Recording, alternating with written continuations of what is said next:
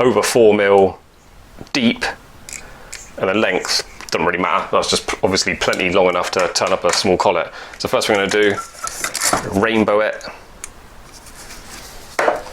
half round pliers, parallel pliers. The half round bit goes closest to you. Get them nice and secure on your bench peg. Parallel pliers go over there. Pivoting. Just giving it a tweak. See that, a little bit bent now. So do that a little bit, scoot it along. Do that a little bit, scoot it along. Do that a little bit, scoot it along. Bend it the same amount and move it along the same amount every time. And it never happens, but you should end up with quite a decent even curve. And don't try and curve it really tight all in one go. Just do it obviously a few times. And then before I get too far along, I start from the other side as well. It's just easier to get that end bent.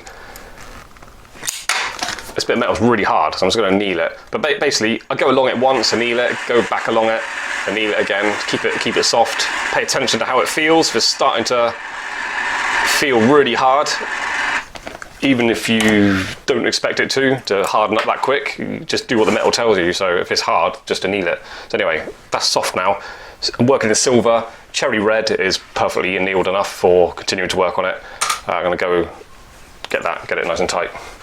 People often ask me how much you meant to curve them. Doesn't really matter, but I always take it to about that. If you actually want to know what that curvature is, it's like the top of my ring stick really. It's literally a Z+3, 4 curvature. It doesn't really matter because the next move is to turn it up. We'll end up with a cone shape little cone, and then we'll be banging it into a collet punch. So you're just basically giving yourself a bit of a head start before banging it into a collet punch. It doesn't work. You've got a parallel walled collet, and then you try and force it, and let me get it here, and then you try and force it into there. It's going to split open the solder joint, and you do see it on YouTube, people doing it. Perhaps you can get away with it, a thick bit of metal, and you keep annealing it all the time, but you're just creating work for yourself to enable you to be able to get away with a bodge. Just do this first. It doesn't take a long time. Have a look at the curvature, choose a bit that's nicely even curved. If you're new to this, you might end up with sort of straight sections and then curves, and the curve's inconsistent. You want to sort of about that much where it's a nice consistent curve. So I'm using this bit. It seems to be the best that I've got there. Yeah, it's not as good. Anyway, so get a flat end. I'm just going to work really fast on this one. Going for these, half flat, half round nose snipe.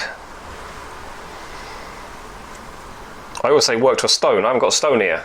I'm breaking my own rules. Should I get a stone out? Yeah, maybe get a stone out. You want it maximum size with a stone right on top of it. You want maximum size, it hidden just under the girdle. I think I'm going to go a bit smaller than that this time. So I'd rather have this a bit lower down the stone rather than going right up to the girdle. It's just what the design I've got in mind, what would suit it better. Just close mine up for the first time. Wonky little thing, that's what they're like when you first do them. Put my stone in. It is just under the girdle, so that's too big. I could work with that. I could file down the top a little bit, but I want it slightly smaller.